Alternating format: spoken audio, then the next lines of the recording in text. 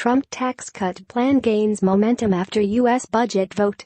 Washington, Reuters. President Donald Trump's tax reform plans won partial support on Friday when Republican U.S. Senator Rand Paul said he was all in for massive tax cuts, but the party was still far from united over how to achieve the main item on its domestic agenda.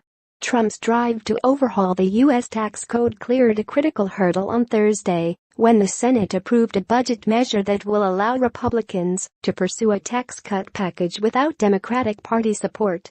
But Republicans, who control both the Senate and House of Representatives, have yet to produce a tax reform bill as a self-imposed deadline to overhaul the U.S. tax code by the end of the year approaches. The party's lawmakers differ widely on what cuts to make and how to pay for them. They are under intense pressure to succeed on tax reform after failing so far to make good on their other main legislative ambition, scrapping Obamacare, the signature healthcare law of former President Barack Obama. On major world markets, stock prices advanced on Friday, bond yields rose, and the U.S. dollar strengthened on increased hopes that Trump could make progress on his fiscal plans. Democrats are likely to reject the Trump administration's tax plan, which promises to deliver up to $6 trillion in tax cuts to businesses and people, but will bloat the federal deficit by $1.5 trillion over the next decade. Senator Rand Paul, a fiscal hawk, was the lone Republican to vote against the budget measure on Thursday.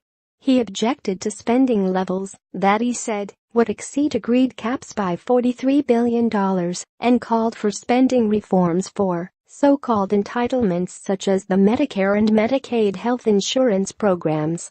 On Friday, Paul said in a post on Twitter that he was all in for the biggest, boldest cuts possible, and soon. But he did not address the specifics of the tax plan.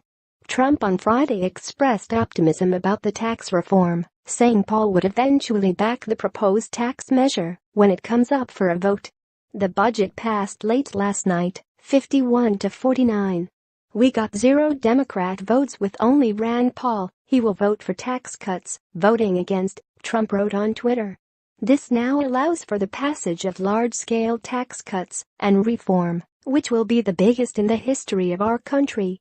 Trump told Fox Business Network in a television interview set to air on Sunday that he thinks Republicans have the votes to pass a big tax cut package. He said he had been thinking about tying tax legislation to an infrastructure spending bill, but that it was not clear a combined package would gain more votes. "I don't want to take any chances cause I feel we have the votes right now the way it is," he said, according to a transcript provided by the cable news outlet. The budget resolution passed by the Senate on Thursday has to be reconciled with the markedly different version passed by the House, where Republicans say negotiations on a unified measure could take up to 2 weeks.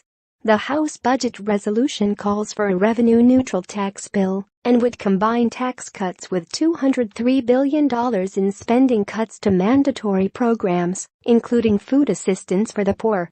As far as spending cuts go, the Senate version only instructs the Energy and Natural Resources Committee to save at least $1 billion over the next decade. That difference could set up a possible conflict between Republicans in the Senate and House as they negotiate a final budget blueprint. Overhauling the complex U.S. tax code has defied Washington since 1986. In the current effort, some Republican senators questioned the planned repeal of a 40% inheritance tax levied on estates worth more than $5.5 million, or $11 million for married couples, a tax paid only by the wealthiest American taxpayers.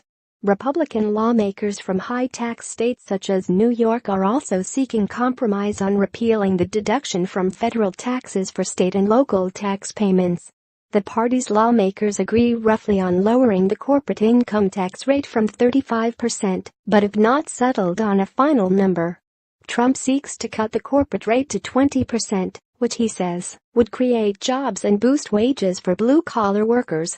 Asked how he would make the case that the plan would not be a tax cut for the wealthy, House Speaker Paul Ryan told CBS, "That's why we're introducing the fourth bracket, so that high-income earners do not see a big rate cut, and those resources go to the middle class, and closing loopholes and carve-outs which disproportionately benefit the very high-income people." Reporting by Susan Heavey and Amanda Becker. Additional reporting by Tim Auman. Writing by Alastair Bell. Editing by Bill Rigby.